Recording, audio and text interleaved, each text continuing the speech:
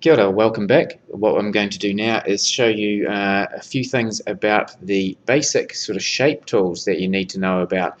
The shape tools are these ones, the circle, the square, and the polygons. So I'm just going to make one of each. I'm just going to pop these up here. So I've got basically a star there. Then I'll get a square tool there, and then I'll get a circle. So these by themselves are no big deal. You know how to use them already. But what I want to show you is what happens when you use this tool, the node tool, on them. So if I click on that, this brings up a whole different menu, and it's not like the normal selection tool. It allows you to access points. So if I click on the star with that, you'll notice that in here I've got access to this, and I can actually alter the way that star looks. You can even turn it into sort of different patterns and things like that. Okay, and you've also got this one, which allows you to stretch out the edges of it. Okay, so that's what the node tool does on one of those, as opposed to this.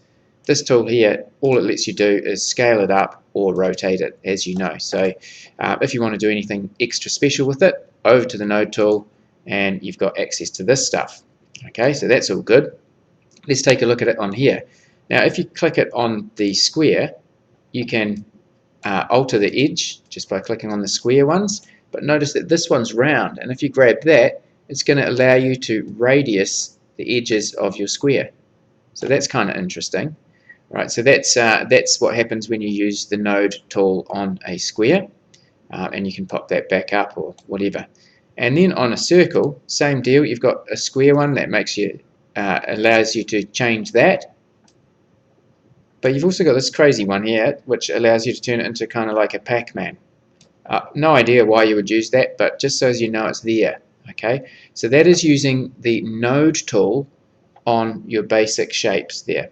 Okay, so what I'm going to do now, because that's really simple, is show you how to default that back. So if I need to default this back, because if I draw now with a circle, every circle is going to be a Pac-Man, and it's really confusing when that happens. What you've got to do to get that back is go back up to the circle tool, and notice that it's now onto segment or arc. You need to click it back to being closed circles, and then it will behave itself again. So that's one of the funny little things that happens with this program, Inkscape. Okay, so that's easy enough. I'm just going to go back a few steps here, Control Z, until I get back to basically the normal ones. There we go. So we're all back to normal. The other thing is, once you've got a shape like that, if you turn it into something different or other than the shape that it is, you can actually alter each and every point individually. And to do that, you go over to the Path menu, and you go Object to Path.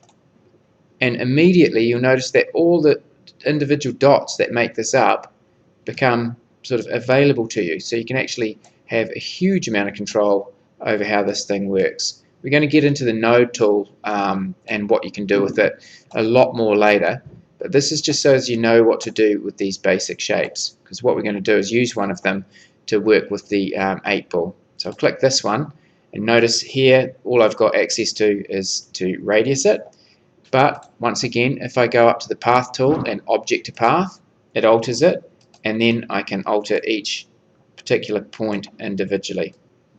Okay, so very important little feature in there.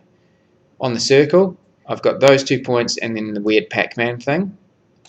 But if I go Path, Object to Path, it gives me access to all 4 points. And that's this part here is what I'm going to use next to create my graphic. Okay, so for now, just have a go at making your basic shapes, then going up to Path, Object to Path, using the node tool to alter it. Yeah, there's a lot of interesting stuff in there. I'm just touching on it, but it'll give you a good starting point to move forward from. So try that stuff out, and we'll do some more stuff in the next video.